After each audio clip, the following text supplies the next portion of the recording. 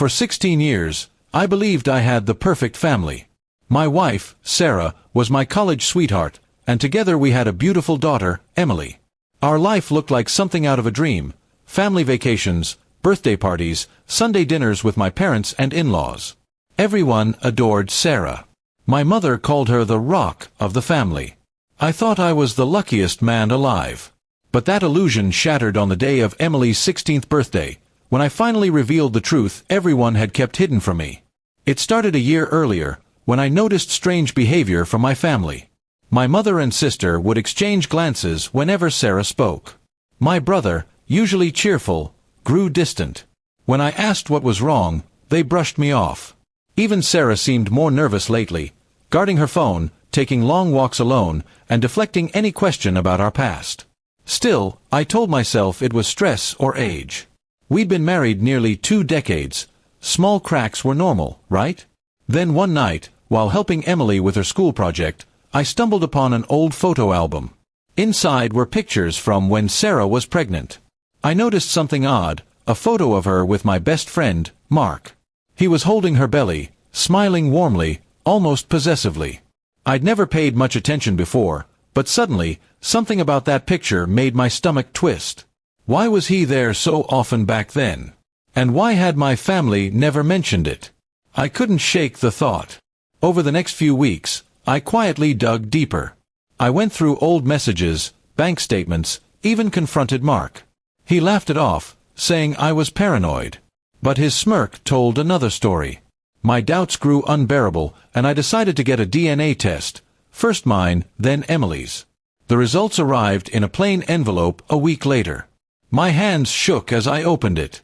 The paper said what I feared most: Emily was not biologically mine. The world seemed to collapse around me. My wife, the woman I'd loved since we were teenagers, had betrayed me. Worse, my family, my own blood, had known. I confronted my mother first. She broke down in tears, admitting that years ago, Sarah had confessed everything to her. "You were broken after your deployment," she sobbed. "We didn't want to destroy your happiness. You loved Emily so much." I couldn't believe what I was hearing. For 16 years, they'd all lied to me, to protect a woman who had destroyed my trust. That night, I sat alone in my study, staring at the DNA results. Part of me wanted to pack my bags and disappear. But another part, the one that had endured every lie, every smile hiding the truth, wanted something else: closure, justice, revenge. That's when the idea formed. Emily's 16th birthday was coming up, a grand event Sarah had been planning for months. I decided that would be the day everyone finally faced the truth. I played my part well. I smiled, helped with decorations, even bought Emily a beautiful necklace. Sarah was radiant that evening, proud of the life she'd built on deceit. My family gathered around, laughing and celebrating. When it was time for speeches, Sarah handed me the microphone, expecting my usual sentimental words.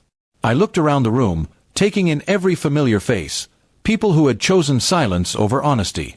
I began softly, thanking everyone for coming, talking about how much Emily meant to me.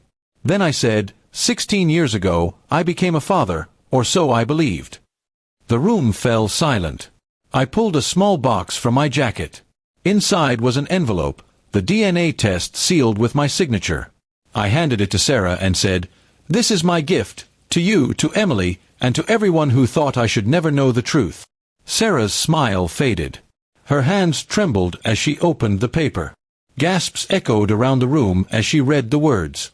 Emily looked confused, my mother pale. "How could you do this now?" Sarah whispered. "Because," I replied calmly, "you had 16 years to tell me. You chose lies instead." Tears streamed down her face, but I felt nothing. The pain had burned out long ago, replaced by cold clarity. Emily ran to her room, sobbing, while the guests stood frozen. My mother tried to speak, but I raised my hand. "Don't," I said. "You all had your chance." I turned to Sarah one last time. "You stole 16 years of my life.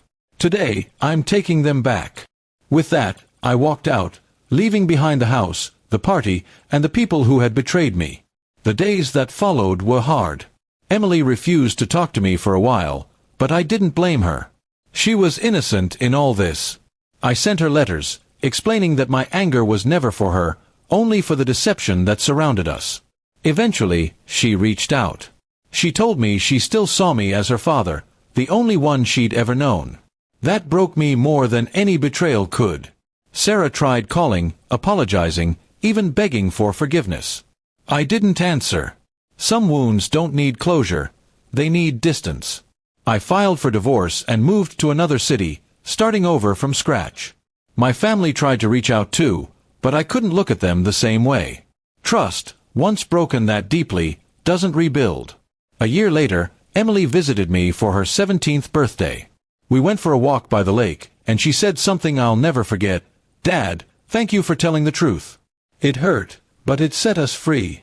I smiled through tears, realizing that though I'd lost a wife, I hadn't lost the only bond that truly mattered.